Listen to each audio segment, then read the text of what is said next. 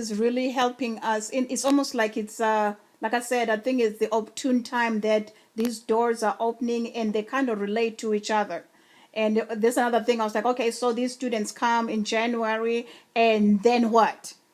But if it's like you said, ongoing, that just because this is it, it gotta be more than that, because there's so, at the same time, I think I want to make sure that the people in the community also don't have the overall mentality that the South Africans had when Umandela got into office. Okay, now we got our black person. Now we're gonna get electricity. Now we're gonna have jobs, as if they don't have a part to play in all of this. None of this is going to happen overnight, but your active participation also, not just someone coming to fix things for you, that has to be drilled in their heads over and over and over again, to avoid these kind of Jeremiah disappointments where you think you're going to have somebody doing something for you, to where you cannot even have your staff members be available, even if I have to give up my vacation just because I'm on holiday. But I have this opportune moment to learn to grow, so that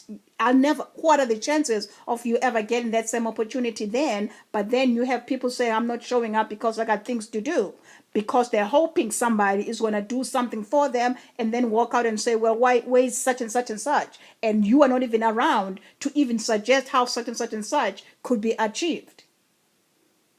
If people could get that through their heads, that this is active participation, which means when these people are here, don't just be standing by and say, oh, white people. Find out, get to know them, get to know more than just as white people who are here. What can you get from them? What can you teach them about yourself, even if you don't think it's good enough? But what can you contribute in that? Because that's how that impact on those kids, and when they come back to their parents, you don't know how long that's going to go, how far reaching. But people need to stop thinking that somebody's going to come and fix something, and then they start putting a timetable when they fail to see that this is long term relationship, ongoing. It's not a quick fix. Yeah, and it's an ongoing education about all kinds of things about life. Actually, it's about thinking. It's about the culture. It's about all of those things that we talk about exchange and young people. Learning from their peers, asking questions at that basic level, and then challenging those that are older than them in university and in others about how do we tackle these issues. What the relationship between understanding first is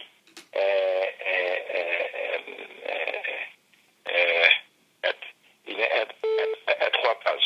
Yeah. How is that related to understanding of the dynamics of health in that area? Those questions have not been asked, but the important thing here is that they are going to be asked by their peers of each other. We are here having breakfast this morning. Why are we having it? And then it becomes, in fact, an arena for dialogue, which at the moment may appear like very superficial, but in fact it is the beginning of attempts to change the relationship between one community and another one. The only difference being that these two communities are actually growing up to know each other from a huge geographic distances. We are actually getting them to relate, your students relating to your students about issues that possibly don't get discussed in a very specific kind of way. What I'm saying is that is what I mean by an ongoing relationship. Yeah. What I would love to see, I might suggest to even Memford, is that like in the evenings when it's just downtime after they're done with whatever they're doing during the day, it would be nice if some of these local students, it's almost like around the fire. You know how you used to sit down with Uncle Steve Beagle? They would drive from all over the place, and there's not necessarily an agenda, or it's not like you have itemized things that we're going to talk about this, that. Just sit around in a comfortable, non-threatening kind of way and just have that going back and forth where people are just people. And then it would be nice if some of those students, but then the only problem that I see is that they might not have that confidence that they can be among those. I wish they could be encouraged somehow. Don't worry about your broken English or whatever it is, but show up by the fire, sit down, and just be. Whatever comes up, what doesn't, because that's the only way you're gonna know them. And these students from here won't feel like they just went to go become carpenters and came back, because they still have to come and write a report when they get back as to where did you go, what did you do, what was your objective, was that met, and what about the next group that goes, what projects do you see that are ongoing, that when next year some people signs up and says, hey, I want to do that South Africa winter again, that they actually, if something of substance that you have started that has your name on it, that every time Mommy Valley goes back actually builds on that this group is going to start. Yeah. We were down there at the school, for instance, and found that the one, I think somebody might have told you about it, the one building that they were thinking of fixing. Oh, the one that's being demolished now? Yeah. Yeah, Marina told me. What is important there is not so much demolition as it is why it is happening. It's a project in itself that opens a debate between peers at their level with what is actually good in a structure of in a school structure such as the one we have. Why are certain things important to revisit, to revise, and so on? Is it a question of health? Is it a question of common sense? Is it a question of politics? What is it that actually influences the development of a school? And then from there, what is it that influences the relationship between the school and the community? Development, community development, and so on. Where are we going with all of this kind of conversations that we're going to be having with these kids from a distant land somewhere in the northern hemisphere? Yeah. I see what you're saying. Yeah. Anyway, that's basically what we just talked about, is what the proposal is going to be. I'm gonna try to put that all in some one-page statement kind of thing.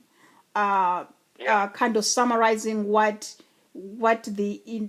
your vision is for what you think a viable long-term ongoing program between Grand Valley State or any part of South Africa for that matter, but in this specifically the one that you already have your hands in and that you can attest to firsthand, and that already has some kind of traction, at least the beginnings of some traction and looking into long-term things. However, after stating what you have stated, what is it that Grand Valley hopes to achieve? And does this sound like something that deserves face-to-face, so then you can sit down, but right now this is where it stands. So basically that's what I'm looking at as your summary. Yeah. Okay. Development of ideas around an issue of development and ongoing relationships between two countries, two peoples, and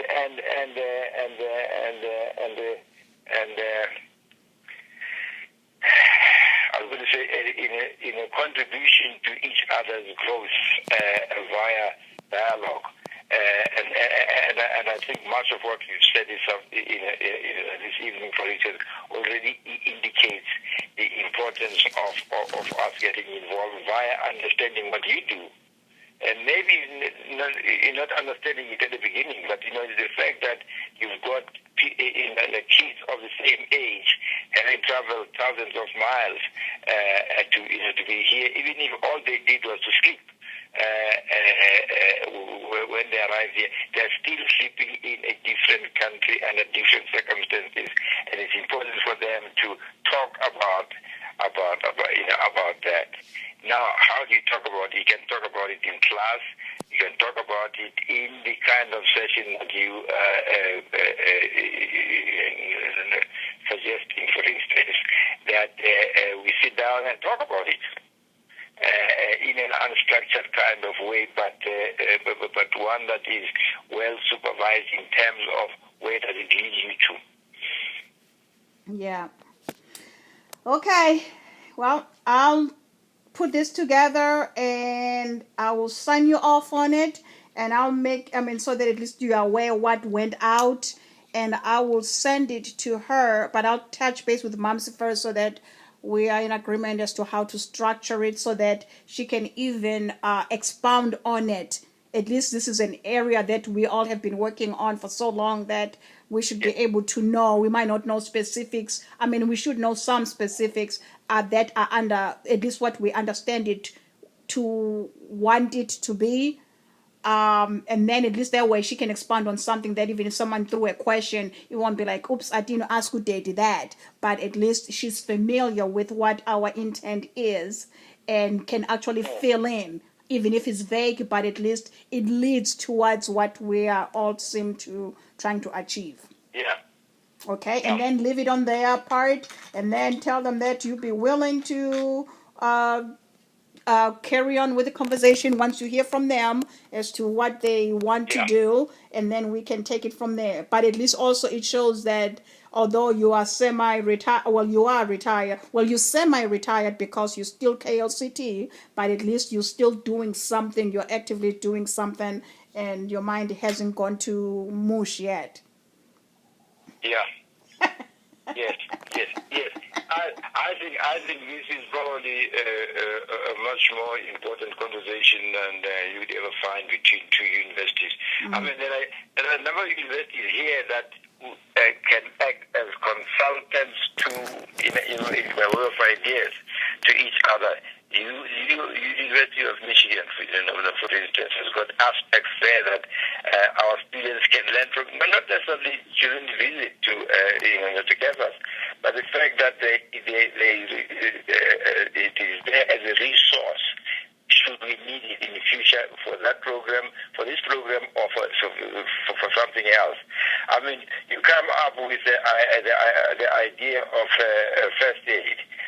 Its importance, how it can be done at that little village area. It's the beginning of a conversation around a very important issue, which is that of development, which is that of health.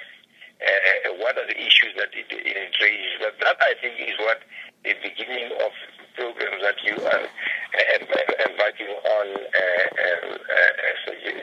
suggest. And it seems to me to be much more important than the way we've been doing it now. And nice having some bread together and meat together and so on. But you talked about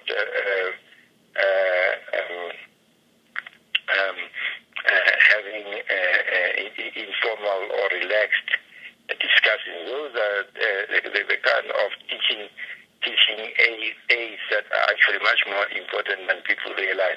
Mm-hmm. And then I agree, in fact, that it'd be a good thing to convene, amongst other things, some kind of